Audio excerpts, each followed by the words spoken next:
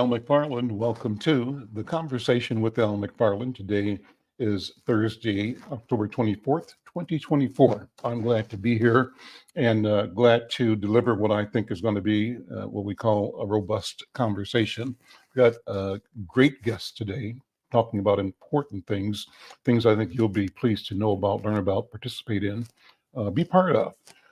First of all, I want to say that part of today's program is going to be playing a couple of clips, at least one, from last night's Black men's conversation on the Harris Waltz ticket. Senate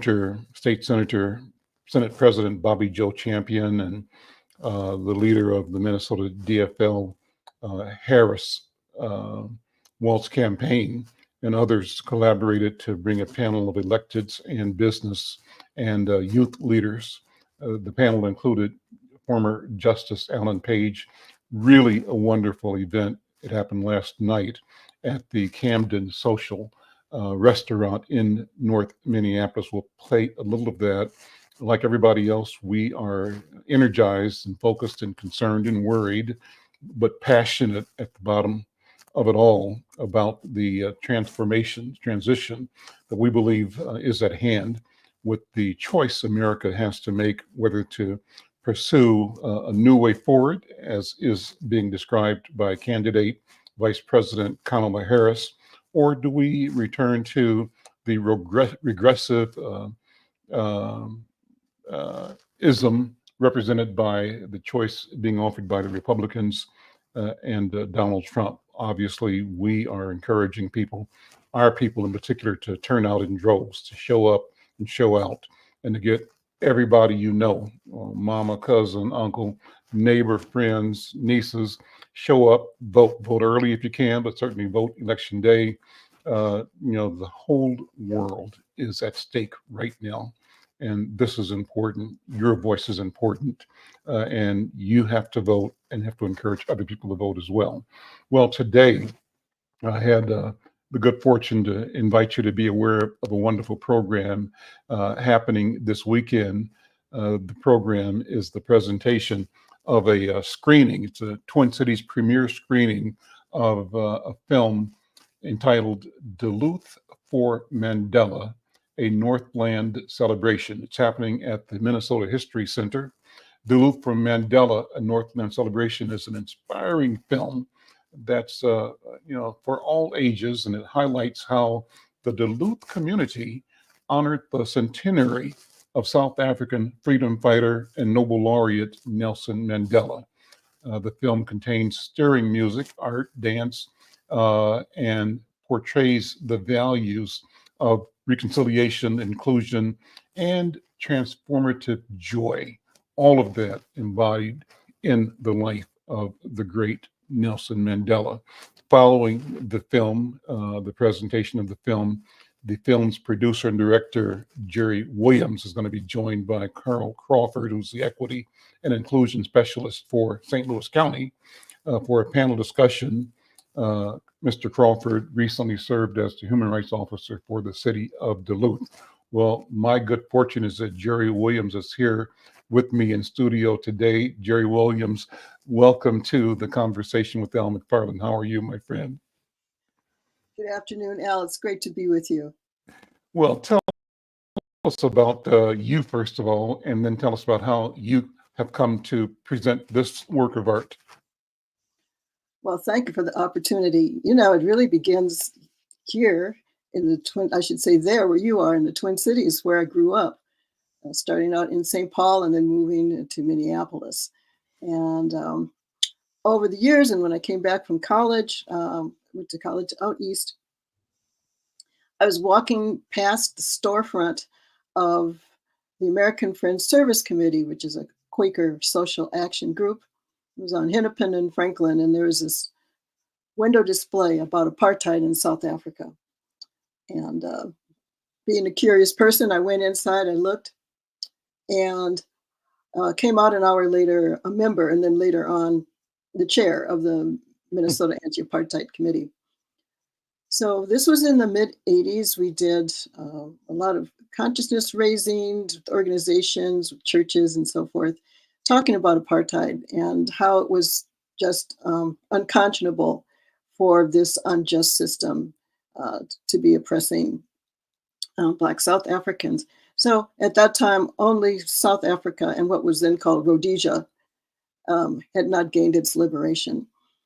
Fast forward years ahead, I became a Foreign Service officer with the U.S. State Department.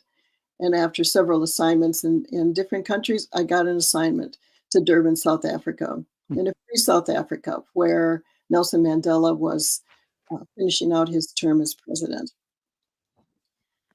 His centenary, 100 years of his birth, took place in 2018.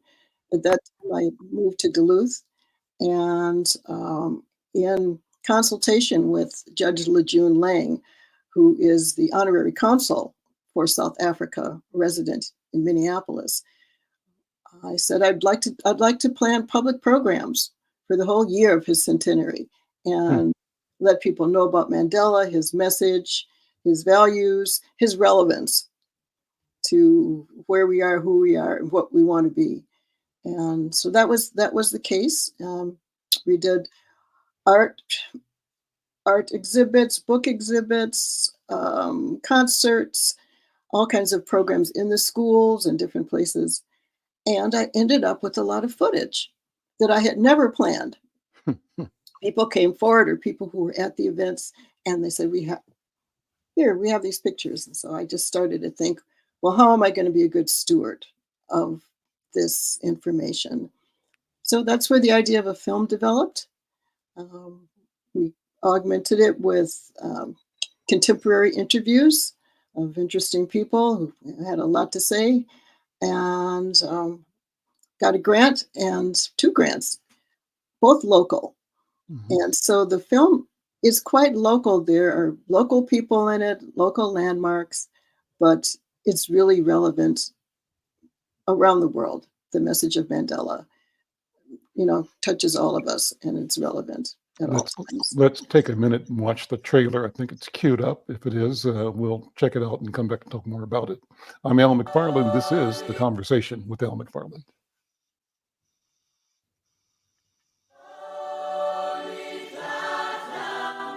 Mandela understood the ties that bind the human spirit.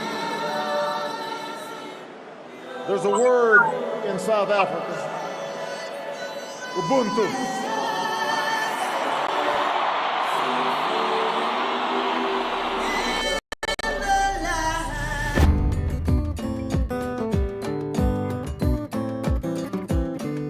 I felt that there were parallels between Duluth and South Africa. I felt this centenary should be an exceptional effort with regard to Minnesota. So that was why I reached out and why Duluth was going to be the apex of the celebrations. There were so many different levels of participation, and this was the kind of thing that Mandela would have wanted. And it allowed people from all walks of life to feel like they could come and celebrate this Black man who had changed the world.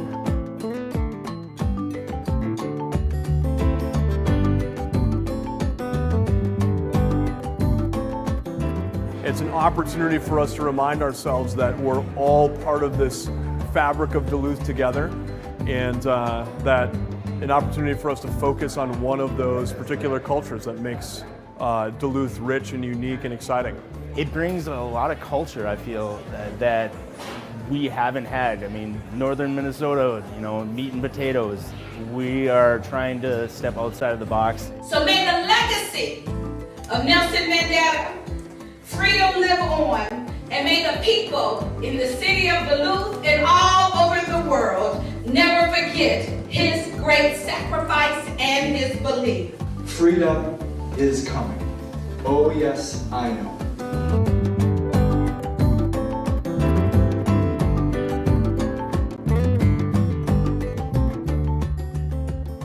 Well, I think the Mandela Days in Duluth were a high point for the city, and it is hoped that in the future, those groups that gathered together and celebrated 100 years will again get together and celebrate and honor Mandela and pass the word on, pass the good news on about him, about his beliefs, share his quotes, just share his light that he has brought and his history. Thank you, Mandela. Thank you, Mandela.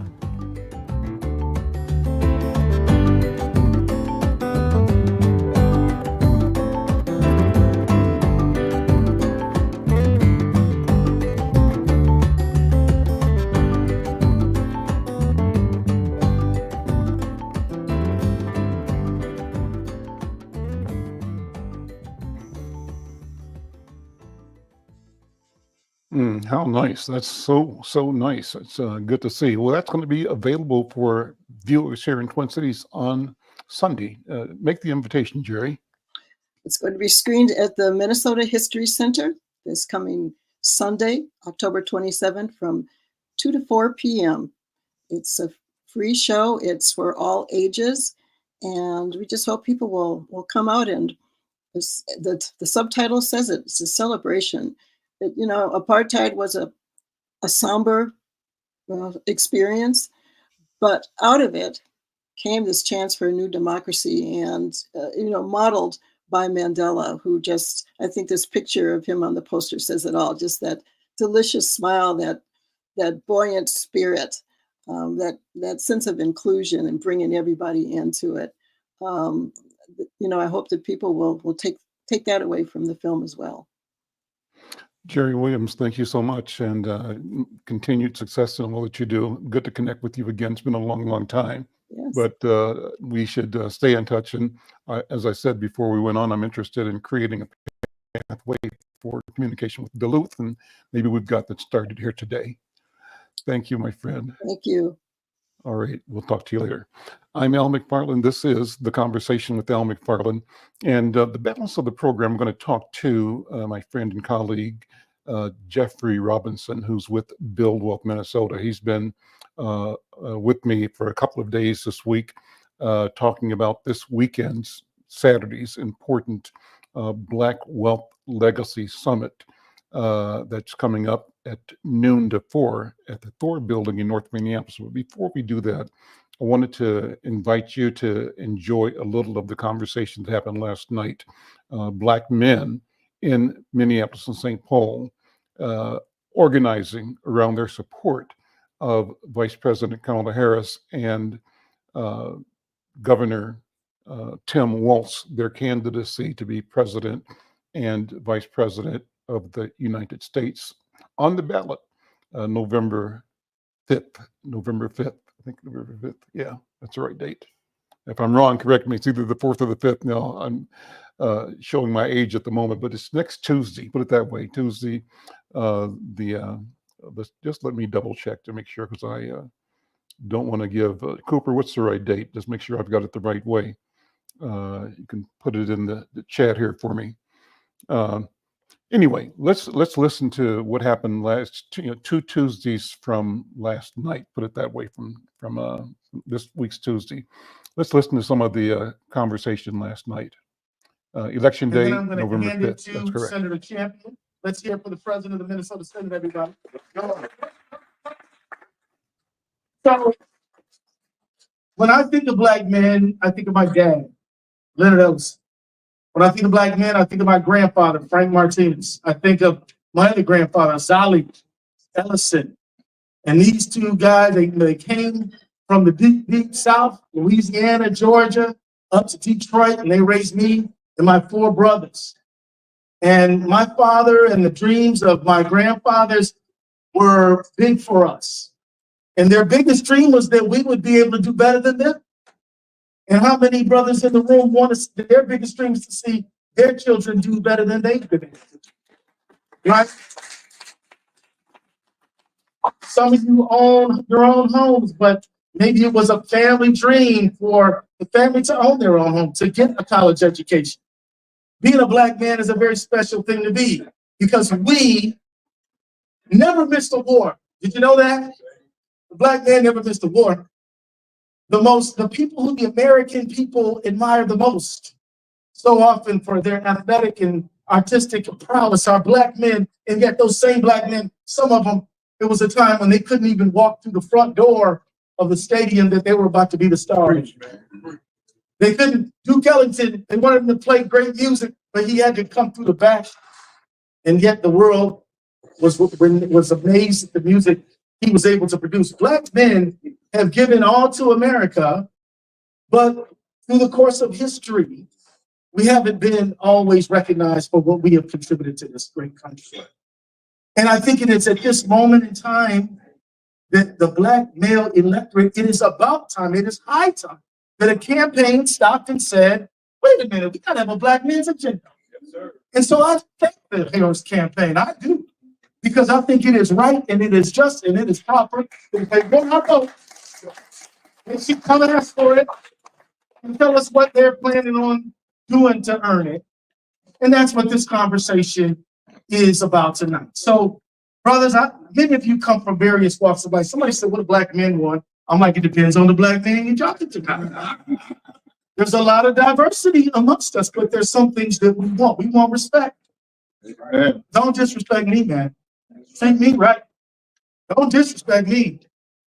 And quite honestly, when the 5 brothers who were wrongfully accused of the abuse of the jogger in Central Park and the resident billionaire realtor said that they need to be executed, that's my idea of disrespect right there. Or what about when an African-American football player taking a knee in order to lift up the issue of police accountability is called a son of a B by the president? Or, what about so many things? Some of us were but not born in this country. How many brothers hail from another land, were born elsewhere? Well, I don't believe you come from an S-hole country. Although some people said you did. We are men of pride. We are men of substance. We are men of important contribution. We are voters, and we deserve to be talked to about what our needs are. And so I just say to you a quick story, and then I'll hand it over to my dear brother, Bubba. When George Floyd was killed, I'll never forget that morning. I happen to be Muslim, so we get up for something called Fajr prayer at like 5 o'clock in the morning. Some of y'all know about this. So the first thing I see is this videotape on the phone. And I don't even realize it, but I see warm tears hitting the screen of my phone. About an hour and a half later, who calls me? Tim Walls. Did you see that? My God, what are we going to do? A week later, less than a week later, he would be appointing me to prosecute that case. When we prosecuted the case and we won, and I didn't know whether we were going to win, me and you tried cases together, right? I didn't know what the verdict was going to be till the judge read the form, brother. I didn't know we were going to win, and I was the lead prosecutor on the case. Because how many other people have been on video, killed, beat, shot, and there was no accountability? You know what I'm saying is true, right? But one of the first calls we got after that conviction was from another person who was a prosecutor. Her name is Kamala Harris. And she said, I want to thank your team, and I want to commend you all for the work that you have done. So all I want to do is I want to thank you all for coming. I want to thank you all for being savvy voters, demanding that people cater to your needs and listen to your feelings. I know you're in for a robust conversation tonight. And so with that, I'm going to present to you none other than, Mayor Hollis Winston. And I want to present to you none other than Mayor Hollis Winston.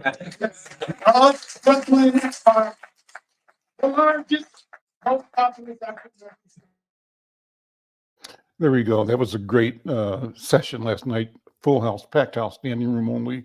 Black men showing up and sharing. And the panel was excellent. Not only you saw him there, the president of Minnesota Senate, Bobby Joe Champion, the historicity of this moment is uncanny. Let me tell you why.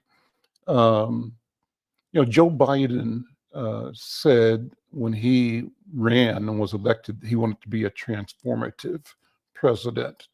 And who knew that would mean he would set the stage for the transformation of world and American politics by stepping down as the candidate for the second term and affording and then supporting Vice President Kamala Harris to declare her candidacy for the president to succeed him.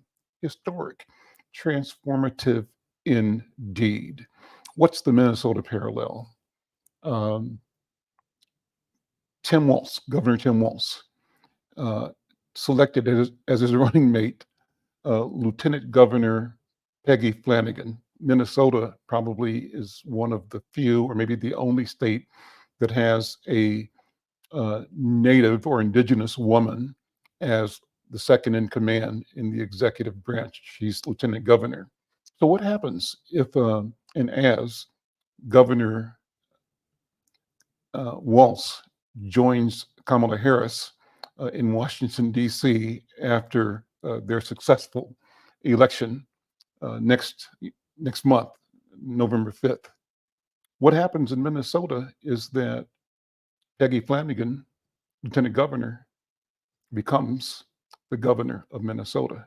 What happens in Minnesota is that Senator Bobby Joe Champion, president of the Minnesota Senate, becomes lieutenant governor. That, my friends, is transformation.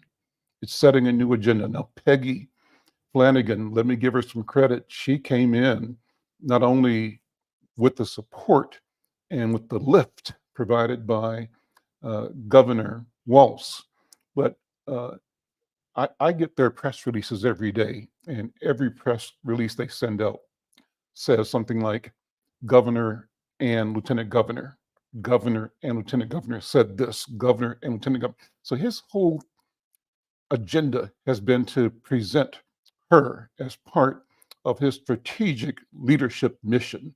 And it's amazing. It works because now Peggy Flanagan, already a household word, but more deeply embedded into the political fabric and into the expectations, to the potential of our state. So he did that, right? And now, if he becomes the vice president for our country on the Harris Walz ticket, she elevates to become the governor of Minnesota, I believe the first and only Native or Indigenous person to be the governor of any state in this country. That's huge. But what's the double bang? It moves Bobby Joe Champion, I call him Mighty Bobby Joe Champion, into the lieutenant governor's seat. Now, Peggy Flanagan, it's known, came in with an aura and level of seriousness that delivered money and resources and policy that supported, let me say this the right way. She was intentional in elevating and ensuring opportunity for the indigenous populations of Minnesota, but not at the expense of anybody else. Her approach has been to raise all the boats, and she started with the set of boats that were most often ignored or kept at the margin, and that is for people that were indigenous in Minnesota. And she demonstrated that we can move forward and engage and benefit by growing opportunity for the indigenous and other populations in Minnesota. At the same time, Bobby Joe Champion at the helm of the Senate, along with a class, a phenomenally large class of BIPOC electeds from the House of Representatives and to the Senate, such has never been seen before. But that group assumed committee and policy power that resulted in delivering money to empower communities of color at a level never, ever seen in the state of Minnesota. So the question is, she becomes the governor, Bobby Joe, Senator Champion, becomes lieutenant governor. Keith Ellison is there as the Attorney General. We haven't seen that power configuration ever in Minnesota. Watch out. Watch what's going to happen. I believe we're at the inflection point for the emergence of a way forward that is regenerative, that is restorative, that is healing, and that is doable. So, all that to say, we're in for some exciting times. But those exciting times show up also in the event that I have the good fortune to chair on Saturday, and that's the Black Men's Legacy Summit #3. And joining me to talk about that again is my friend Jeffrey Robinson, who is one of the principals at Build Wealth Minnesota. Jeffrey Robinson, brother, come on in. How you doing? Good to see you again, and thank you as always for what you do and for spending time. I tell people, Jeffrey Robinson, he among other things, is a former radio personality, and he's got the gift to engage and to tell a story that just makes perfect sense every time you hear it. Brother Jeffrey, welcome. Good to see you again. Yeah, I credit that to God for making me a Sunday school teacher. Because if you working for Him, He gonna give you a tongue to learn to be able to speak, hopefully, a word in season. And I'm jealous. I missed out on that night, man. When was that? The Last event night. that was last night. Last night. Where was that at? 6 to 8 up at Camden Social up on 46th and Oh Lindale. my goodness! Yeah. And No, they that's didn't. one of my favorite spots. Well, they didn't promote it widely because they wanted to not have a crowd that they couldn't accommodate. So they sent out through their newsletters and stuff like that. And the people that were already activists, and working to build voter engagement, that's who was there. But they packed the joint out. It was totally full. And that was a powerful panel, and particularly with Justice Page. Man, that's historic. Just his comment. Bobby Joe, with the mayor of Brooklyn Park, was there. Also, State Representative Cedric. What's Cedric's last name? It'll come back to me in a second. But one of the leading voices in the state legislature, and a businessman, PJ Hill, a developer, wealth builder, and also one of the young minds behind the important development on Plymouth Avenue in North Minneapolis. That is the VJ Recreation Center, I think, or swimming club on Plymouth Avenue. So the one of the directors was there to talk about that. Good program. You know what I'm excited about, Al? That's the first time I've heard of Black men in position of power putting together something for Black men. We started this journey 3 years ago with this Black Men's Legacy Summit, unapologetically, and we caught some flack. We caught some flack, not just from the outside, but we caught some. You can't talk about having a Black man somewhere without a sister saying, "What about the sisters?" And I totally respect that. But we as Black men, we recognize that that it takes a Black man to reach another Black man in a way that only a Black man can. And so I think that, you asked the question yesterday about the shoulders we stood on, and I had made mention that I thank God for my father, my grandfather, my uncles, Black men that were in my house that I stayed in a multi-generational household. So I had my aunts and uncles upstairs, me and my brother, mother, father on our floor, and my aunts, uncle, and my other cousins in the basement. And so we literally had, 5, 6. Oh man, we must have had about 15 people staying in one house. And that was only one of the houses. That was one of the 2 houses we had, in that neighborhood. The other house was 1 block over, less than a half a block. And the only thing that separated us was an alley. And in that house, there was another, 20 people. And so I ended up, I mentioned that because, you know, they taught me what it meant to be a man, you know, and my mother taught me what it meant to be a good man, to you know, what it meant to be a good man. You know, I learned how to be a lion and to learn how to be a sheep, you know, to be a defender and to be humble, to be meek, to be a protector and be, you know, be kind and gentle, you know. And um um but one thing I never heard a man, and I don't want to get this, I don't want to have this taken the wrong way, but men recognize that it takes men to reach men. Mm. And men also recognize that it takes sisters to reach other sisters. Mhm. So whenever there's a sister event, I've never heard a man complain about why. Let me say this: I never heard another black man invite themselves to an all sister event. They used to have a women's thing here downtown Minneapolis Mhm. for the women. I think it was a women of color event they used to have every year before COVID and all this other stuff took off, and also the Women's Essence events over in New Orleans. And I never heard about black men wanting to really just go to those things and invite themselves. In fact, there was a long time before black men would go to baby showers. At least when I was growing up, men didn't go to the baby That's right. showers. We may have sent gifts, we sent the Pampers, but when my wife had a baby shower to go to, every baby shower she went to, I dropped her off and call me when you get ready, because there's gonna be some conversations that y'all need to have that you don't need me in the room in order to have it, so that you can speak freely and comfortably. And so that's number one. But number two, you know, primarily is that, again, 80% of our people come to our event, and most of them are women that attend our services. So they're hearing this information.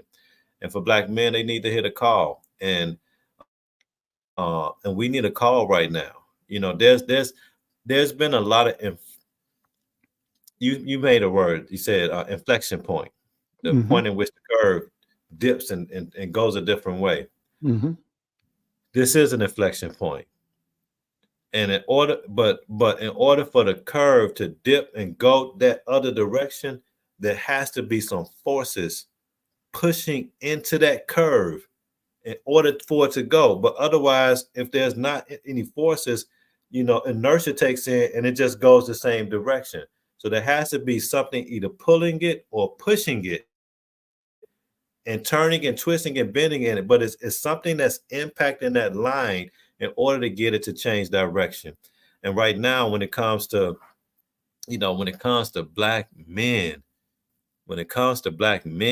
you know, um, when it comes to black men, there's a point that needs to change in our community, and only the black. It's gonna take all of us. It takes the black woman as well as the black man in order for us to hit that inflection point. But to get the black men engaged in this pull and push and dynamic, it's gonna take another black man to do that. It's gonna take me. When a black man goes to church, the whole household goes to the church. Mhm. That's in my house. My mama drug me and my brothers to church. When daddy go to church, everybody go to church. Everybody go to church. Let's talk about households for a minute. I so Yeah. enjoyed you sharing that, because it just reminded me, Jeffrey, of how I grew up in Kansas City. I grew up at, for anybody listening who knows Kansas City, at the corner of 28th and Brooklyn. It was called the Santa Fe neighborhood. I didn't know that till I grew up. But we lived in a brownstone across from the park, and it was a whole street on 28th Street. The park was across the street on our side of the street up Brooklyn Avenue. Nice 3-story houses that had basements. In our house, it was owned by who I call the patriarch of the family, my uncle, and his name was Lorenzo Powell. We called him Mr. Powell. And he was married to my aunt. Her name was Teola Powell, my mother's sister, one of her older sisters, but we called her Mrs. Powell. Or if we were going to be familiar, it might be Aunt Teola or Aunt Teola. But more often than not, it was Mr. Powell and Mrs. Powell. Mr. Powell and his family lived on the first floor at 20. It was a duplex, two addresses, 2801 and 2803 side by side. First floor and downstairs would be the basement one, and then second floor and the third floor would be the duplex upstairs. My grandmother and one of my aunts, my grandmother, grandfather, and one of our aunts lived on the second floor. My mom and dad and me and my older sister lived in a kitchenette, like a two-room kitchenette on the third floor. But that was our house, that whole house. So my generation, the grandparents on the floor below, and then my aunt and my cousins on the bottom floor. And that was a sense of community. We called that house the big house. And we all had a sense of place, a sense of being, and a sense of pride because Mr. Powell owned the house. Not only did he own the house, he owned several businesses on 18th Street, famous 18th and Vine area in Kansas City, where he owned a barber shop and a dry cleaners and a restaurant and a pool hall all in a block. He was called the mayor of 18th Street. So there's a sense of community, and that also reflected the training in our family to appreciate the process of both wealth creation and legacy. How do you transfer that wealth to the next generation? And so you are demonstrating and providing the tools for awareness in this weekend's summit. But I think it's always appropriate to talk about how we have been together and how it worked together and how we need to go back at one level or another and sometimes replicate, take the best of what we've done and build on that. Van White, I don't know if you knew Van White. Were you here when Van White was a city council member? No, I'm not sure. I didn't know a lot of people. I came in '96, so if it was between that time, it was maybe. before. It was before. Van White was the first African American to serve on the Minneapolis City Council. Came out of this neighborhood here in North Minneapolis. He lived around the corner down the street, but he was elected to the City Council from 5th Ward. Van used to always talk about telling young people, stay at home. Don't be breaking your neck to move out of your mama and daddy's house to get an apartment so you can pay rent. You're 18 years old, you're 17, you're 19, you're 23, and you're paying all the little money you're earning on rent for what? For what? Why don't you stay in your parents' home as long as you can and put your money in the bank and be prepared to buy a house? That was a lesson he would tell people all the time. And that's kind of the lesson that you are giving too. How do we organize so that we use our resources in the most propitious way, the most appropriate way to aggregate and to build wealth? Real estate, one of those places where we can build wealth. But go ahead, just to share those impressions that come from just what you've told me. So we've been doing that for a long time, Al.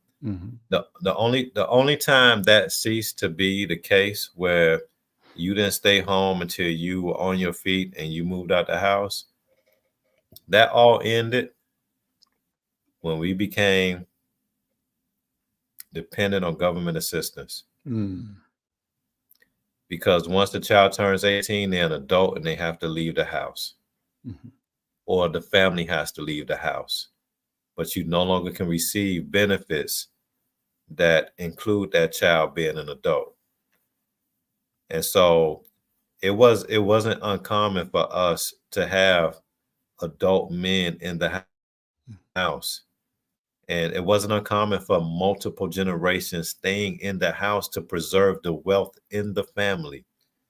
The only time that got disrupted is when a family found themselves on government assistance. Public assistance. Public assistance, and the rules that dictate the development of wealth changed. There's when you look at the study of our community and what was needed in order for to to prevent what we're in right now, because they've been talking about this coming since the 30s, 40s, and 60s. In fact, a not so popular guy by the name of Patrick Moynihan, the Moynihan reports, he listed a number of different things. He came up with the term a culture of poverty. And a lot of people didn't like that statement. I'm not going to get into the do's and don'ts of what liked and what should not. But let me mention this, is that he did point out one thing. He said this: the greatest crisis in the Black community is the Black family. And we have to do, in order to turn the dial on this, we have to find a way to save and sustain the Black family. If our intentions are not, if our actions are not dictated and efforts pointed, now there's a lot of stuff that he said that's controversial, but there's one thing that he said that never left my spirit, and that's the need for sustaining the Black family. And so when we think about the generational wealth transfer and the Black Men's Legacy Summit that's taking place this Saturday, October 26th, from 12 noon to 4 p.m. At 1256 Penn Avenue, the Thor building, we're thinking about what we need in order to make sure that when we lose those critical members of our family, that loss doesn't go beyond emotional. It doesn't go beyond personal. It doesn't go beyond missing a person, because if we don't have our affairs in order, then that loss could also end up causing a loss in the breakdown of the structure of the family nucleus that we fought so hard. My grandmother, before she passed, I had videotaped my grandmother giving the history of the family and just talking about us as a family and the family. And you know, my grandmother kept telling me, Al, she kept telling me, I raised you and your cousins like brothers and sisters. That's what she kept saying. She was the matriarch of the family. I raised you and your cousins like brothers and sisters.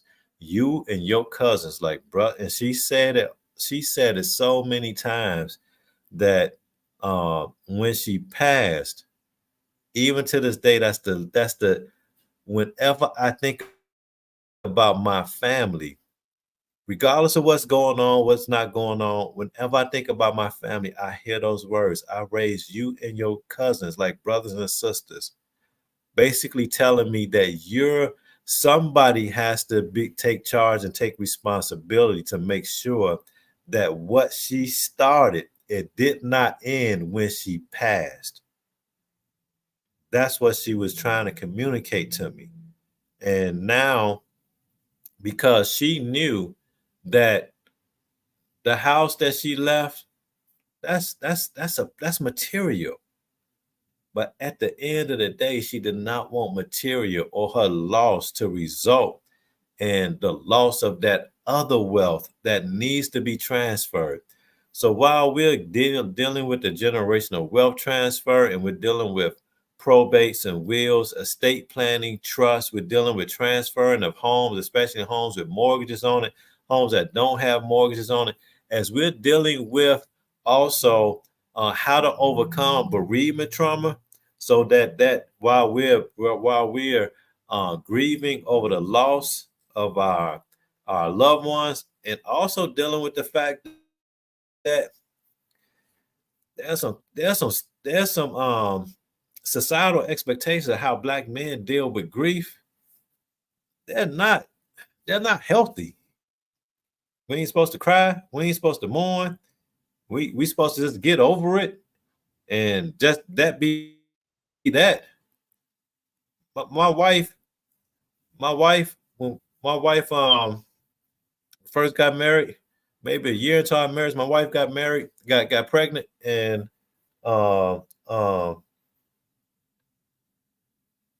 and we lost a child. A lot of people checked in on my wife.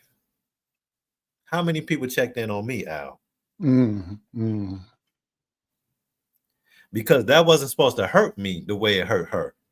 Okay. I changed my entire life the minute my wife told me we had a baby. I had a video show that I was doing that wasn't making any money.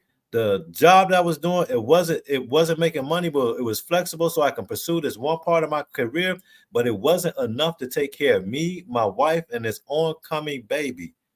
And the minute she told me she was pregnant, all of that ceased. Everything that wasn't producing money became a hobby.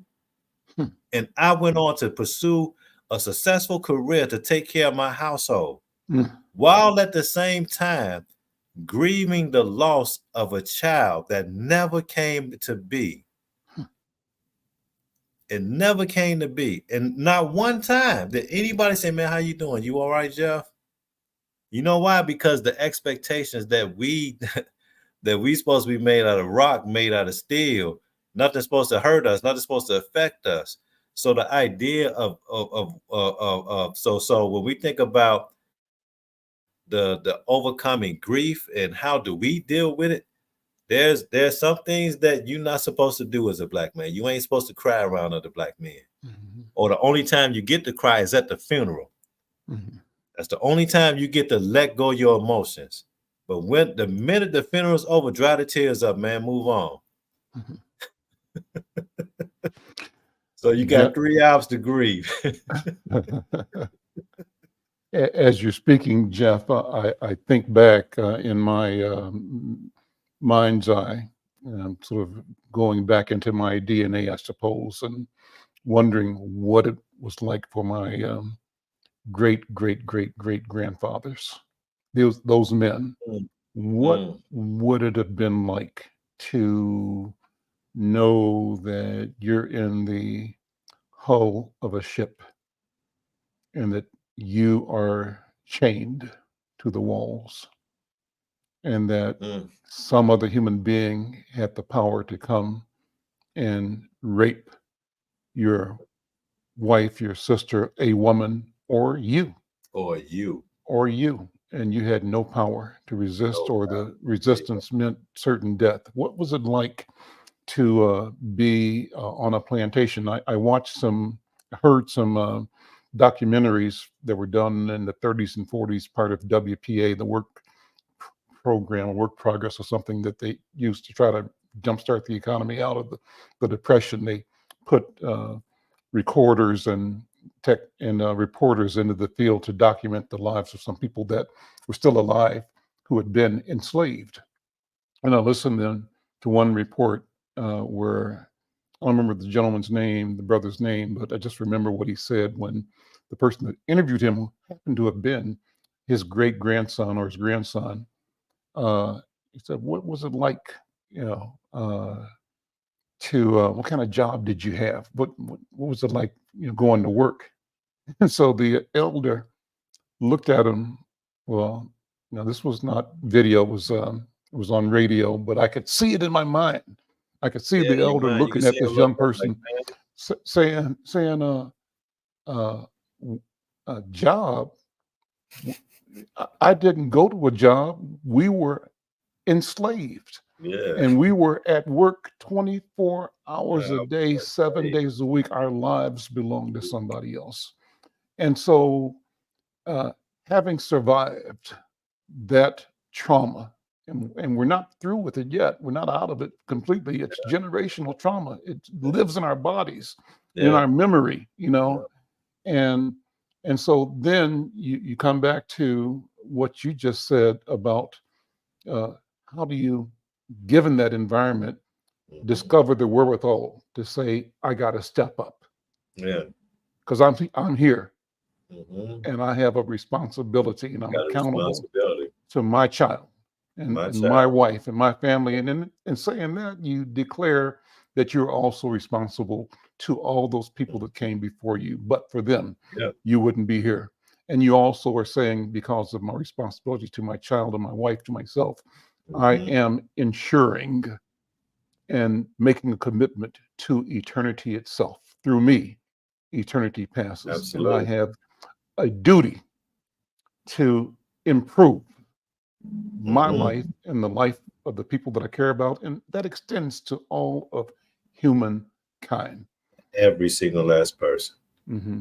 Not one person. We're not talking. We're not talking about some special group of people, man. These ain't no special ideas that should be regulated to one set of people or one person, one family. We're talking about the common things that every man endures, the common things that every man has to go through on some level or another. I was reading a report. I was reading something the other day dealing with black man grief. And the person was on a chat said, man, you know, that's funny. The same grief problems they have is the same problems that I had. Mm. And they were white. Because it was man grief. Mm. You know, but in this is particularly significant in saying that it's black man's grief because of the uniqueness of the trauma and the situations and the circumstances that we've had to endure and to overcome. Mm-hmm. I'm the first generation off the plantation. What do you mean by that? They talk about slavery being 1800. My mother lived on the plantation. They were sharecroppers. I'm the first generation non-sharecropper born to my family that didn't pick cotton. The first, not the second, the first.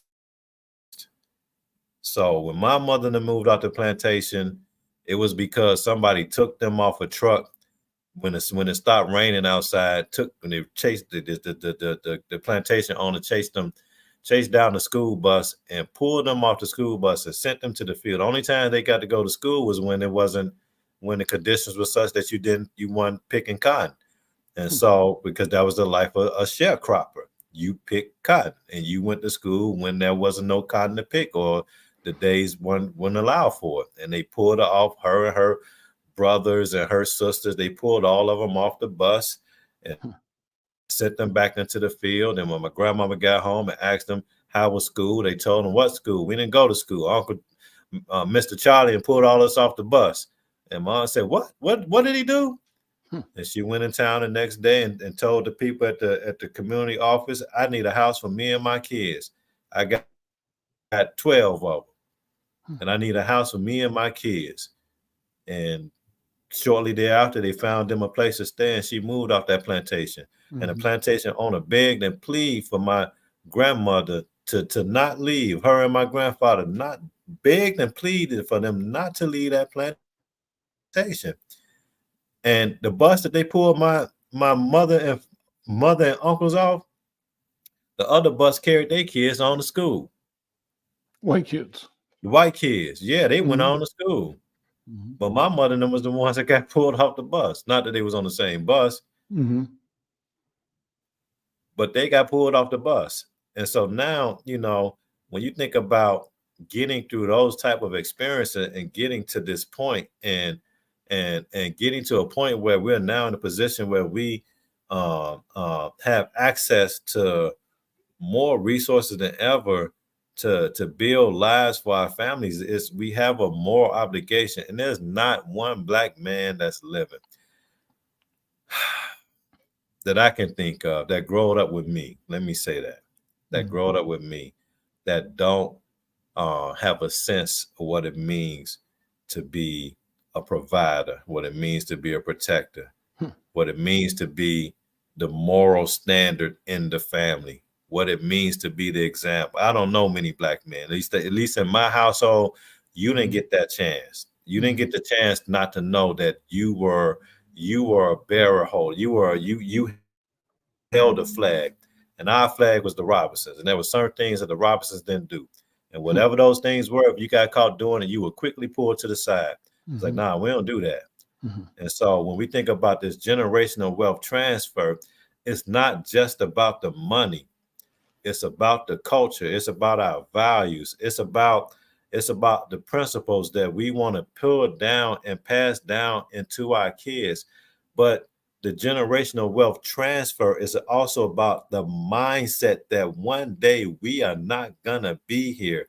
And we need to be having conversations of what life is supposed to look like when we are not here. Because if we're not going to have these conversations, whatever we leave behind, wealth, properties, and financial resources, the other stuff might not get left behind neither.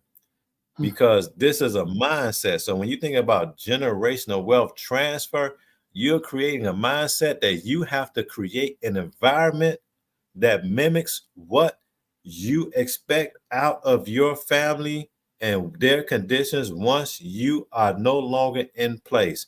And that's money, that's culture, that's your sayings, that's experiences, that's memories that you want to leave behind, and the words that you will never ever get to speak to your great grandchildren.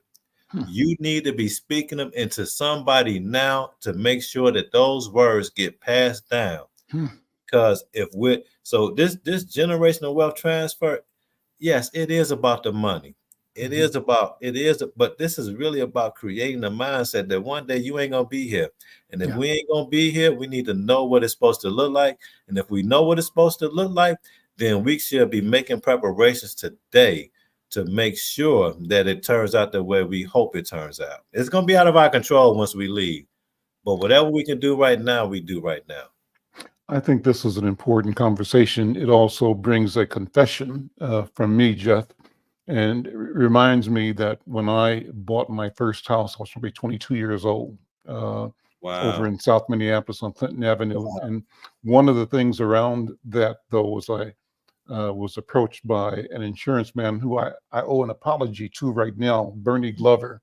Had the agency up on West Broadway. But Lowry. approached me on Lowry, approached me about buying life insurance, right? 22 years old. I was had gone to college, had been in the military, and was back in the market, going back to school, but also working in the corporate community, and young and stupid. Stupid in the sense that I came from a family with a mom and a dad, grew up in a house that was extended family. People were entrepreneurs and business owners in my family. But somehow the 22-year-old Al McFarlane, approached by Bernie, said to him, "Why do I need insurance? I don't need insurance because insurance itself is an admission that something bad's going to happen that cannot happen to me." And so, I look back at that now, Jeffrey, and kick myself in the butt as often as I can for being so damn dumb. So how do we catch the Al McFarlanes, the young ones that have potential and a promise in the future, but are misguided, misinformed, misdirected, incomplete in their thinking? But they've had the basic training at home. They know that they need to be entrepreneurs. They know that they have a drive within to make them successful, but they feel somehow invincible or entitled in a way that allows them to not look at the basics. And the basics is what you're talking about. How do you planfully commit, invest, grow, not only your personal future, but it's more than being just about you. As you said, this is about the grandchildren that you'll never know. How do you live differently? You know how we do that, Al? You can't tell a person nothing, but you can show them everything. That's right. Our people like to see. And so much so we had that saying, you see what I'm saying? You see what I'm saying? Right, you see, yeah. because if you can't envision in your head what I'm telling you right now, if you don't see it, like you was listening to the story over the news radio and you can see the dude look up at like, man, you crazy. Yeah. You don't have to be there to see it. Mm-hmm. And so because if you can't see it, then I'm not speaking to you. Mm-hmm. I'm not speaking a language that you hear. And so far, the language that our people hear, they hear the language of seeing. Mm-hmm. So what I've learned to do when it comes to this sort of thing is to show them.